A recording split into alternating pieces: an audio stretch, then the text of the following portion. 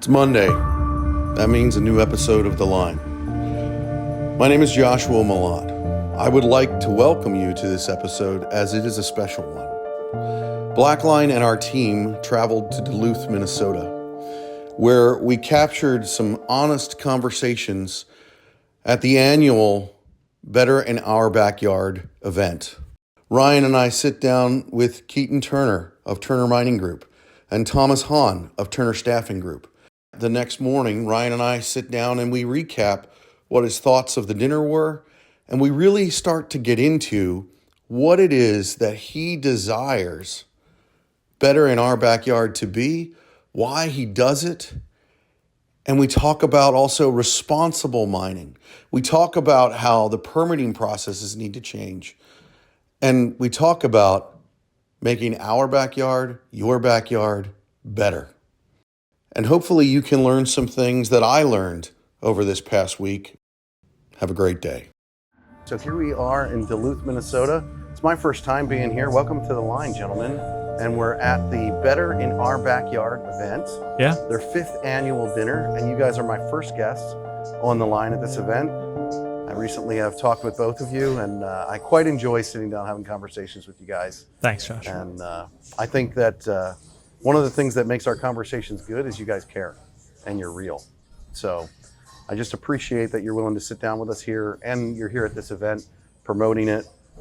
Keaton, you're actually the keynote speaker here. I am. So tell me a little bit about why you're investing your time to come here and talk.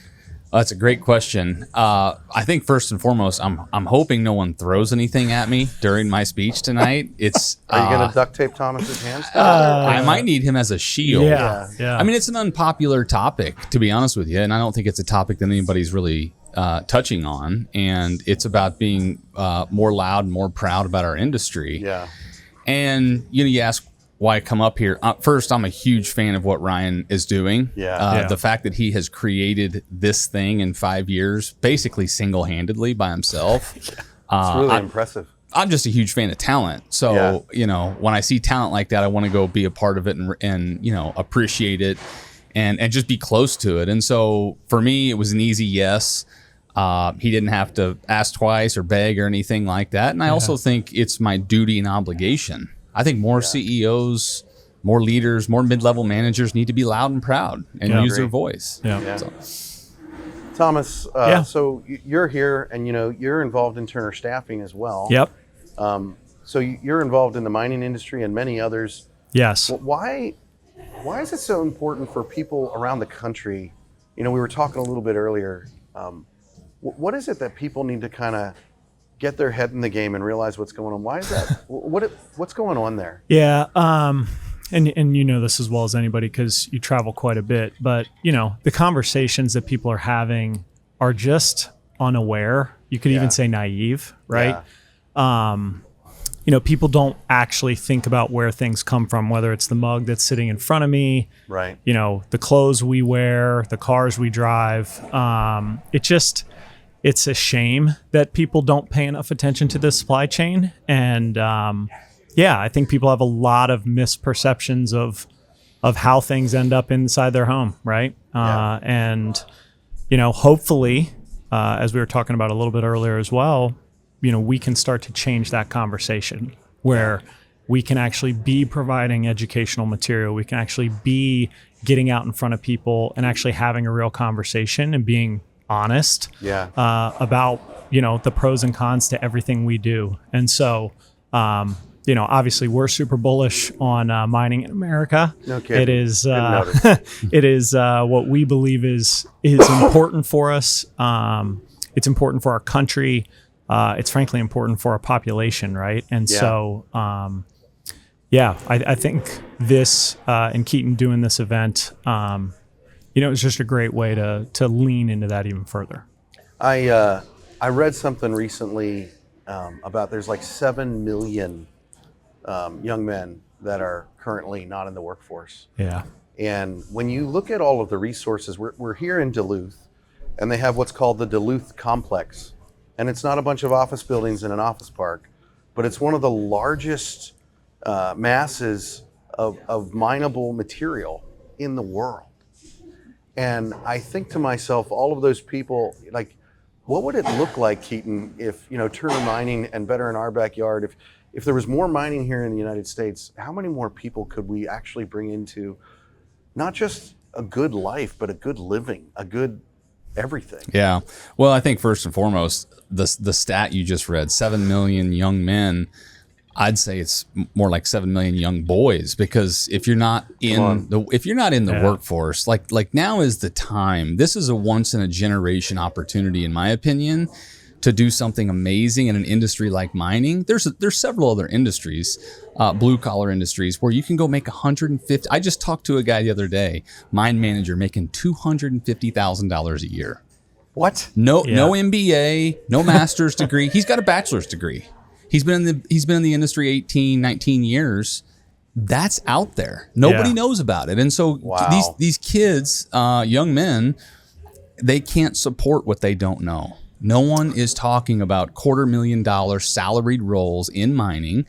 And I think if people were talking about it, people were transparent and authentic and real, I think you get a lot more young men, young women, quite frankly, interested in mining. Yeah.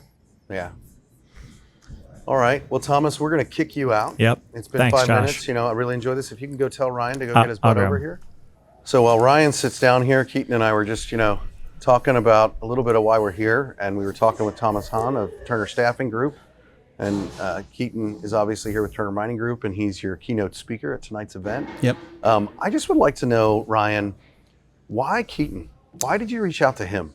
I just really like his branding strategy, both for Turner Mining and for his personal brand. And I just like how loud he is in a very respectful way, but he's just good at beating the drum and getting people talking. I mean, even just this past month, I've been, what have you been calling this series? Like day 1 of 30 or day 2 of 30? Yeah. The Per Diem podcast. Yeah, the Per Diem podcast. How much did he pay you to say that here? You wanted to get that out, that plug. Free advertising. Yeah, I didn't. I don't want to share that, but I mean, just things like that. I mean, he just takes action very quickly. He's not afraid to try new things, and I just admire that a lot about him, and I just think it's healthy for the industry. I think that's something in our industry as a whole, whether it's mining or just, skilled trades across the board. We're very humble, but to a fault, like to the point where we don't want to talk about things. And I don't know about you guys, but when I got into the industry, it was like, well, you don't talk about that. You don't talk. No, we don't talk about that. We don't and one of the things that you do is you actually brought cameras onto a mine, which I don't know anybody that did that before. Not in a way that, definitely not in a way that you do it. I mean, you probably don't want to talk about the haul truck that caught fire and was burning, but we won't talk about that. No, that was, I posted about it, and I've gotten my balls kicked in a ton for bringing cameras on sites. You know, when I started the business, you couldn't have cell phone cameras on site. Yeah. It was a tooth pulling exercise for every customer we had to get approval to start bringing camera crews on. Yeah. And then once they start to see the results from that, then they're like, oh, wait a second. Can the camera guys shoot our crews too? And then you send us footage. Now, every time we come up on a site with cameras, the customer wants the footage for their people. So yeah, times are changing. And, to echo what Ryan said, I'm not humble to a fault. I have an ego to a fault, but I think we should just be much more loud, much more proud as an industry. And it starts with it really starts with us. Like, it starts with guys like Ryan. Absolutely. Witt's doing his part. There's a handful of people. I'm going to call Julie Lucas out tonight. I don't even know her, but I've followed her. I feel like I know her. Yeah. There are people that are doing their part, but 99% of the industry is not doing their part to be proud. Yeah. Yeah. Well, I love that statement. We need to be more loud and proud. And it's like, even to what you said, Ryan, Keaton does that in a honorable and a respectful way. He was talking earlier just about, this is your 5th annual dinner at Better in Our Backyard. And I love your name because it's my backyard that we're talking about. It's your backyard. It's the world that we live in. This industry is it is the most green industry that exists, because the product that you're pulling out of the earth. So you care more than most about the earth and how it's taken care of. So why, 5 years ago you started this, just, while we're sitting here, why? Well, originally when I started at Better in Backyard, we just had 4 members with us, and one of the business models for associations, if you will, at the time was to host an annual dinner, whether that was in the fall, the spring, or the summer. And after my first year, I had a tough time getting new members, and so we kicked off our first annual winter dinner where we had roughly 80 people show up. We didn't even charge for tickets. We didn't have sponsorships came in. It just came out of our pockets, and we had a pretty minimal budget at the time. And to attract more members, we had our first dinner. So it wasn't my expectation to grow it into something big. Like this. And then after our first one, I just put a lot of thought into it. And then when COVID hit, we had a lot. I was very paranoid that Better in Our Backyard would fail, that our funding would be pulled because, that was before the federal funds came out. And so I wasn't sure what would happen to us because we were relatively new. We'd only been around for a year or two. And so I was worried that funding would be gone. So we pivoted and we started getting really active on social media and started enacting things that I've been thinking about for the last year. And I was lucky that a lot of my funders gave me, the leeway to do that. And then once COVID was done, we had 2 years of really good exponential growth on social media. And then we had our second annual winter dinner where John Cherry was the keynote speaker and Julie Lucas was one of the speakers too. And we had 220 people show up. So it went from 80 to 220. And I'm like, oh, okay, well, this is pretty cool. And then the following year we had Lucy Crane be the keynote, and we sold out very quickly within 10 days, and we had 300 people come in. And then last year we had Aaron Witt come and speak, and we had over 400. And then this year obviously we have Keaton, and we have over 500. And so I would say once we, the year that we had John speak a few years back is when I realized, we could turn this into something big, to the point where now, as an association, we're contemplating doing an expo or a conference. Yeah. It was kind of by accident. Well, it's interesting. I think sometimes that's how it is. We get started and we have this vision of what we think something's going to be. And if you do the work and you work hard, then it's exponential to where it goes. I talk with people a lot in the industry about you can go from a shovel in the ground to the CEO. And it's one of the only, I think the world doesn't realize over the past 50 or 60 years, we've kind of darkened the view on, industry, trades, mining, all of that. And the opportunity that there is there. Keaton you were just talking earlier about a guy making $250,000, $250,000, in the mining industry, and so that's remarkable. It is remarkable.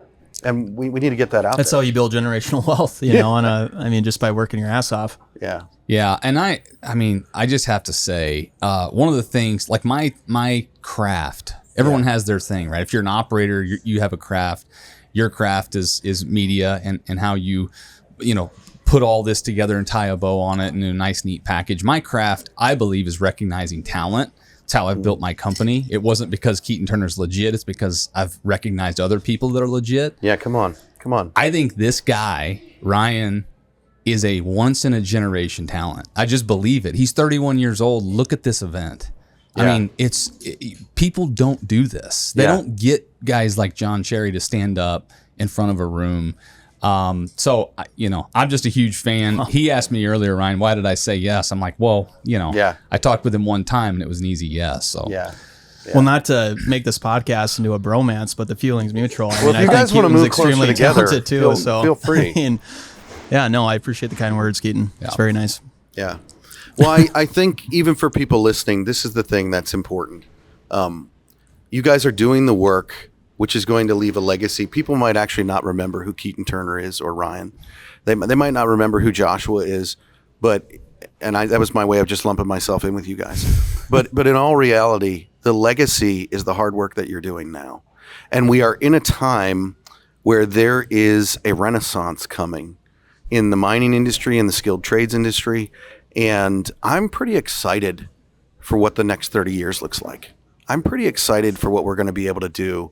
And I think it's really cool. And seeing guys like you, Ryan, and you, Keaton, it encourages me. And we're in this position where we have this ability to have this media and get the story out and tell it in a way that we've never been able to do before. And no one can shut us up about it. Yeah. I mean, the reality is, if you care about the planet and you care about the lives that we live and you care about the future, then mining in America is where it needs to start. Absolutely. Because we will lead the rest of the world in the way to mine responsibly and to do it in a way that leaves the planet better off for the future. And we already are doing that. So we need to do it more so that we can affect the future. So couldn't agree Absolutely. more. And I would tell you, the only way we do this little thing you're feeling right now, because it's a 10, 15, 20 year game. The only way we make any difference is by uncovering more talent, young talent like Ryan, and giving them enough motivation and passion to get involved, Absolutely. get vocal. Absolutely. You know, we can't, there's too many legit people. There's other young Aaron Witts out there. There's other young Ryans out there that aren't involved. Yeah. We got to get them involved. Absolutely. Well, Keaton, thank you for sitting down with us tonight. I know you're going to be talking tonight. Yeah. Looking forward to it. Absolutely. So, Thanks for having me. All right. Thanks, Keaton. We're good to go. All right. We're live. Okay. Here we go. Well, Ryan, thank you for stepping up to the line. The executive director, is that what it is? Yes, executive that's what they're telling me anyway. Yeah, That's what the board told better me. in our backyard. Yep. So we're sitting down here. We're on a pier in Duluth, Minnesota. That's right. If you're watching us, you should know where we are without us telling us. There's a lot of commerce coming through here. Yeah. A lot of industry for the city of Duluth. Yeah. So tell us a little bit about this podcast is going to be slightly different. It's a little bit of a shorter format, but tell us a little bit about Better in Our Backyard. And last night was your 5th annual dinner, over 500 seats sold. Keaton Turner was your keynote speaker. I was there. It was quite an event. Blackline was one of your sponsors. We were glad to be there as a sponsor. We really believe in what you're doing, but those who are listening, who might even be out working in the cold like you and I are right now, tell us what it's about. Well, Better in Our Backyard is created to promote responsible industrial development. And Josh, thank you for sponsoring the event. If we didn't have sponsors like Blackline, we wouldn't have had over 500 people there, and Keaton knocked out of the park as expected, actually. Yeah. And I mean that in a good way. And but we were created to promote responsible industrial development, and we were founded by a couple companies in Minnesota. Now we've expanded into a national group. And how we look at responsible industrial development is projects or industries that we think that can grow the economy or support a local economy without hurting the local environment. Yeah. So, and it's, we talked a lot, we did some speed podcasts last night. Yep. We had the line there with people as you brought them in and sat them down. And I think it's really important as people are going to be listening here. One of the things that I heard over and over again last night was just the education that you guys brought, even to me. 29 years to get a permit in the mining industry here in the United States. Yeah. So on average, in Minnesota, in across the U.S., if you're a mining project on federal lands, on average it takes 29 years, and that's an S&P Global finding, and the National Mining Association did a great job reporting on that. And we're only second to Zambia. Wow. Out of Africa, and so on average it takes 29 years to permit a new mine. We haven't permitted a new mine on a federal level in a couple of years, and luckily the Stibnite project last week actually got permitted or got approved by the U.S. Forest Service, which is a huge deal. But we got projects all across the country that are just stuck in permitting. We have Resolution Copper in Arizona. They're in 11 years of permitting. We have NorthMet project out of Minnesota. They're in nearly 20 years of permitting. So we have like a whole generation on the Iron Range of Minnesota that has grown up learning about a project that has never even come to fruition. And so we have projects all across the country that are stuck in litigation. And then also though, when you add into it, we have copper projects that have been permitted in a 3-year time frame in Arizona because they're on state and private land. Yeah. But there are projects in Arizona also too, like Resolution Copper, that are on federal land that have been in permitting for well over a decade. So Ryan, why are you doing this? Because you're running around like crazy, you're working your ass off, and you're part of this association, and you've been in it from the beginning. Why is this so important to you?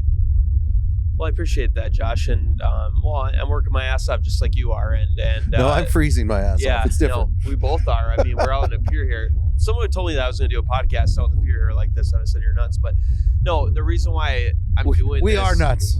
Yeah.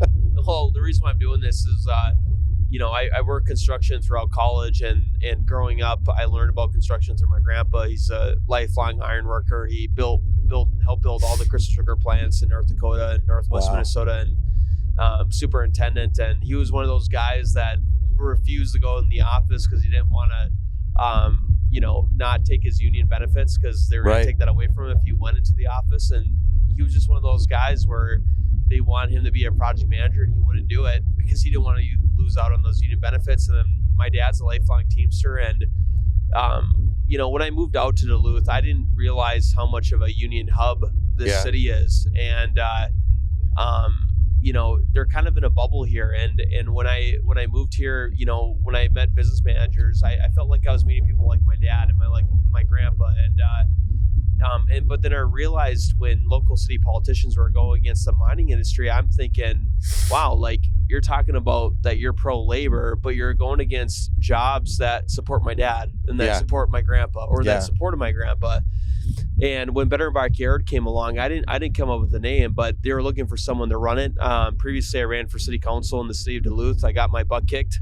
And afterwards, they asked if I would be dumb enough or whatever, naive enough to run Better in Our Backyard. And I took it, and I left a job where I was estimating and project managing electrical work. I understand you're in the electrical field before, and I worked for a great company called Parsons Electric. They're a union contractor as well. But I just had this feeling, or this gut feeling, that Better in Backyard could really do some good things. And so I just took it, ran with it. And the reason why, to answer your question, the reason why I'm doing what I'm doing is I still feel like as long as I'm doing a really good job, more men and women can benefit like my dad and my grandpa did. Yeah. Yeah. I think that's something, I talk a lot with people about the trades and lifting the view of the skilled trades. And the reality is it's about the men and women that do the work. And, it's about communicating value to those people. I mean, we live the lives that we live. We experience comfort in a way that most of the rest of the world overall doesn't, and we do that and we experience those things because of the hard work that people do. Like you and I are sitting out here in the cold, and it'll only be for a few minutes, but some people work in this for 8, 10, 12 hours a day, and it's like, I think it's important for us to lift the view and to bring attention to it. And Can you imagine laying iron out in this cold temperatures like this? I can't, but I know some guys who could. Exactly. Exactly. And they're the people that are keeping everyday life running. Absolutely. They're the people that are keeping the economy going and everything. And I just don't think they get enough credit. I agree 100%. I think that's one of the things that was really exciting to me last night at your event was just how people from all over the country were there. Not just here in Minnesota. Obviously, you guys had a very strong, support of people here locally, but there were people from Idaho, there were people from Arizona, there were people, I'm from Pennsylvania, from Utah, and from Utah. I forgot to mention Pennsylvania last time. By the way. That's all right. That's all right. But the reality is, I think that's the thing that's exciting to me. There's something in the air. There's something in the air about there is a renaissance coming for the skilled trades. And I would actually say, I think it's here. The thing that I was struck by, all the different people from all the different states, was that we're in this together. And we've come to a realization of that. And people are there supporting and investing and wanting to make a difference in this. And that's something that's exciting to me. I mean, talk a little bit about your growth for Better in Our Backyard. This is year 5, but where were you year 1, year 2, year 3, year 4? Well, that's a good question. And it's for one, it's been tremendous. And part of that growth is because we're partnering with great companies like Blackline. But, those first couple of years, I mean, we were founded by 4 different companies. Lakehead Constructors out of Superior, Wisconsin. They do work all over the Iron Range. They're basically the premier contractor for all iron mining in northeastern Minnesota. We've been mining iron ore for over 135 years, and Lakehead is the premier contractor for Cliffs and for U.S. Steel. And then we're also founded by Polymet Mining, which is now known as New Range Copper Nickel, and Twin Metals Minnesota and Enbridge Energy. And without those 4 companies, we wouldn't be here. And, there's a couple of years there where I wasn't able to get new members, and we were really trying to find our value in the marketplace. And when COVID hit, we really started doing a lot of college events just before COVID. We were doing certain things. And I just had this feeling in my gut that what we were doing wasn't really working. I mean, it was somewhat beneficial, but it wasn't doing enough. And when COVID hit, I just had this paranoia in my head that, all right, well, if I'm Enbridge or New Range Copper Nickel or Twin Metals, I'm going to pull funding for Better in Our Backyard first before any other groups that I'm contributing to, if I had a gun to my head type of thing.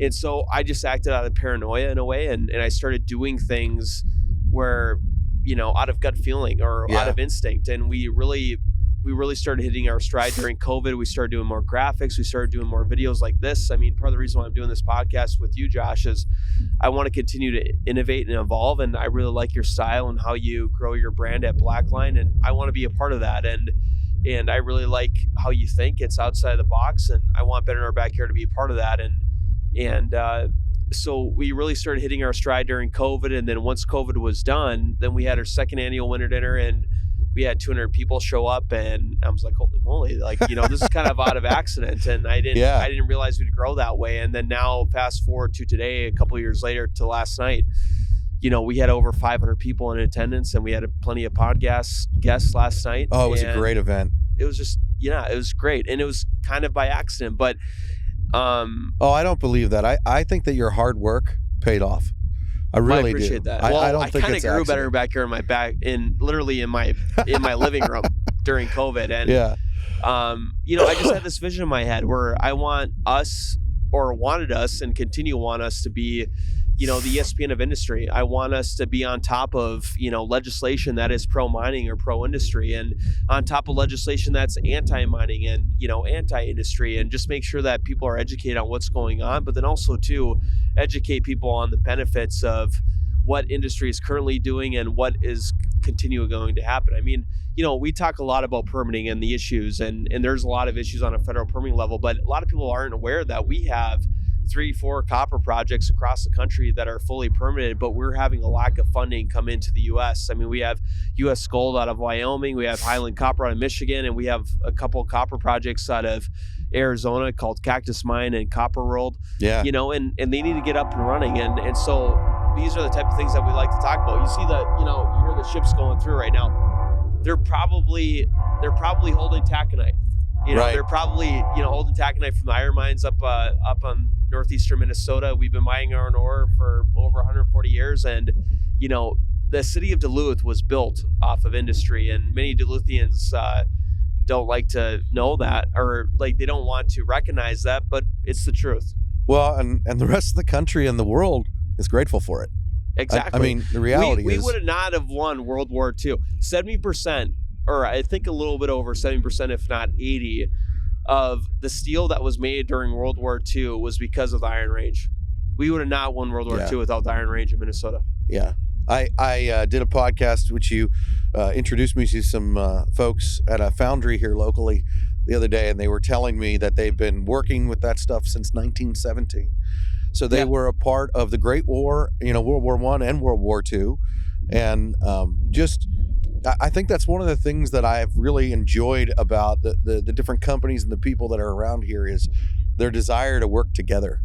I had breakfast this morning at a hole in the wall little restaurant just across the bridge, and I talked with different workers and people that were there, and they just want to do the work and make a difference and work hard. And so I think that's pretty exciting, the history that you guys have here. And out of this city, you're encouraging and going across the country, with what you're doing Better in Our Backyard.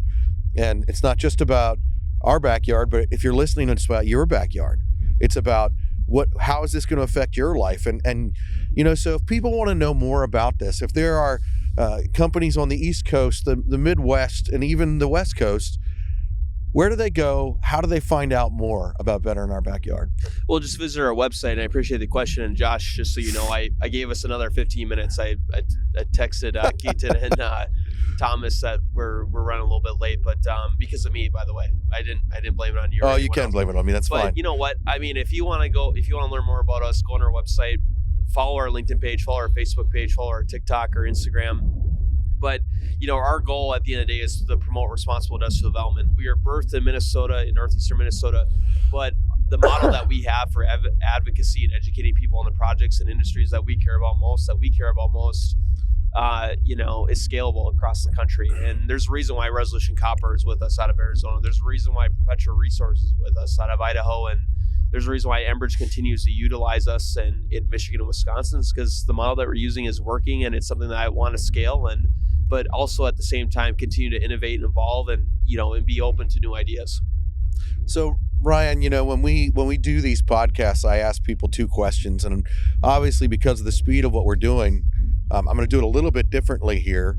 And the speed is not because of you; it's because I can't feel these 3 fingers anymore. That's what happens in northeastern Minnesota. Yeah, people are probably watching us thinking you are nuts.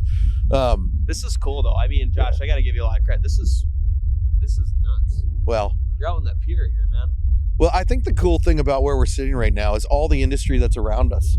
Even that ship right now floating past us, like you said, it's like this is the work that people do that we don't realize. So what's one thing that Ryan can't live without? Taconite and steel, same as you, Josh. Good answer. All right. Well, the other question that I typically ask people is, what's a mistake that you've made? You didn't think I was going to ask that. What's a mistake that you've made that you would share with other people that they could learn from? I make them every day. I mean, yesterday, during the dinner, there was a couple different people that said we got our table assignments wrong, and that's on me, and a couple big key members actually that came up to me and said, hey, we're seated here, but we're trying to be over here, and I messed up. And then, and even the backdrop at our, presentation, I had the date as January 18th. January 18th, what year are we in? 2025? 2025, yeah. January 18th, 2025. And, it's supposed to be January 16th, 2025. And so, I had a couple design errors that I noticed last night that is on me, that was an oversight on my end. And, I make mistakes every day, just like everyone else. And I think the key is just the focus on the balance of it. Like, really, you should criticize yourself on mistakes, but at the same token, though, don't dwell on it. Yeah. And, I'm my own worst enemy. I dwell on mistakes just like everyone else, but the key is don't focus on it too much. Strive to be better and focus on the good things that you do every day. Yeah. I think with mistakes, like I believe we're supposed to live in the present, and I don't think we're supposed to be fearful of future. And I don't think we're supposed to focus on the past. We don't want to forget the past. Like, you make mistakes and you do things, you don't focus on it, and you don't be fearful of the future, because living in the present, if you do either one of those things, it steals your ability to exist in the now. And the now is when you have to be here now. Yeah. Otherwise, it steals any, the anxiety that'll consume you, or the guilt or the shame that'll consume you. You will not be able to live the life that you're supposed to live, because you aren't going to be able to be present where you currently are in the moment. Exactly. And this is turning into a deeper conversation than I thought it would be. But I like to think of quarterbacks when you make a mistake. Like, you look at Peyton Manning or you look at Tom Brady, they make plenty of mistakes throughout every game. And when you look at their old interviews in a post-game press conference, I mean, they note all the mistakes that they made, even when they won the game. Yeah. And like last night was a win for Better in Our Backyard. Oh, come on, it was. But I still remember all the mistakes that we made last night. We're like, okay, we can do this better for next year. And I think, I think that's the mentality of a winner. Not to say I'm one, but I'm just saying, like, you have to look at the mistakes that you made, try to mitigate them, but at the same token, like, give yourself some credit. And absolutely, that's something that I have to remind myself all the time, is like, hey, give yourself some credit, and last night is one of those examples where, I was catching myself last night, like, God, I should have had these tables better. I should have had this better. I should have had this design and this graphic better. I should have better, organized our podcast last night in a different way. I should have better communicated. No, but you know what I mean, though, Josh? I do know what you mean, There's always room for growth, but at the same token, or room for, better communication, or room for better management, or just room to be better. But at the same token, you got to remind yourself that we're human, and that things are going to happen, and you just got to learn from those mistakes. Yeah, absolutely. Well, we're coming to a close here because now I can't feel my toes. We can keep going for another 5 minutes if you want. Oh, that's fine. I'm a Minnesotan. I can do this. Oh, you can do this. All right. Well, that's like a challenge. Are my cowboy boots on here? Yeah, you're good. You're good. Well, I guess one of the things that I'm curious about is, when we're talking about, see, you said we can go another 5 minutes, and that wind picked up like 3 knots. So Mother Nature heard me. Yeah, I tell you what. We were talking last night, and some of the things that I find interesting are the politicians that you had, the people in government that were there last night, their desire to really truly make a difference, their desire, like the congressman and his education that he is doing for people, your mayor here of Duluth, these guys were there and they were supporting Better in Our Backyard because they really truly believe in this, which is awesome. I mean, Mayor Reinhardt is a stud. He's the mayor of Duluth, and he's just been a really good supporter of industry in the area, which is something that a lot of Duluth politicians in the area can't say. And then we have Congressman Stauber, who represents Minnesota's 8th Congressional District. And, I don't think you can find a better advocate for responsible industrial development or mining or permitting reform than Congressman Stauber. And, and then having both of them last night was awesome. I mean, historically, Mayor Reinhardt's technically nonpartisan, but historically he's a Democrat. And we have Congressman Stauber, who's obviously a Republican. And I couldn't tell. And so to have people, that's right. But to have people on both sides of the aisle there last night was extremely special. And because you know what, like with mining and responsible industrial development, that should not be a partisan issue. Like I agree. We should want, regardless of what regardless of what aisle side of the aisle. Yeah, it's side called. of the aisle that you're on. Sorry. Responsible industrial development or critical mineral development should not be a partisan issue. Yeah. And, it's something that both sides of the aisle should support. And it was just really special to have them both last night. I think you do a really good job. Your team really does a good job of educating people on what responsible mining is. And so let's just have a little bit of that right now. Like, what is, when people think of mining, especially open mining, they're like, oh, well, this destroys the environment. It does this, it does that. Talk to us a little bit about what is responsible mining here in the United States. Well, I think responsible industrial development or responsible mining here in the U.S. is just innovation, and it's not what it was 100 years ago. I mean, we're not using pickaxes, or we're using modern day technology. I mean, a lot of mining companies are already integrating AI into their everyday responsibilities. And so I would just try to tell people, like, our phones are not what they were 20 years ago. Lean into that mic there. Our phones are not what they were 20 years ago. Yeah. I mean, think of where smartphones have gone. The same goes with mining technology. And so just look at it from that lens. Yeah. So as we come to a close here, who do you want to thank from last night? Everyone. I mean, we had over 500 people in attendance, and, I get kind of emotional thinking about it, but, we've had over 100 companies join us in the last couple of years, Blackline included. And, we just had a lot of good support. The one good thing about working in the mining industry and the oil and gas industries is that there's no shortage of good people. Yeah. And last night was no exception in terms of the manpower, the people power, or whatever you want to call it last night. I mean, we had a lot of brain power in that room last night, and a lot of good people. And, I wouldn't be able to do without them. And just really grateful for all the members with Better in Our Backyard. Yeah. Well, I share that, and Blackline and myself are honored to be a part of this with you. We want to support and promote what you're doing because we believe in a better backyard for all of us. Absolutely. So, I'm there with you, Josh. Thank you, Ryan. I appreciate your time. Thank you. There we go. Thank you. Yeah. Ice cold hands.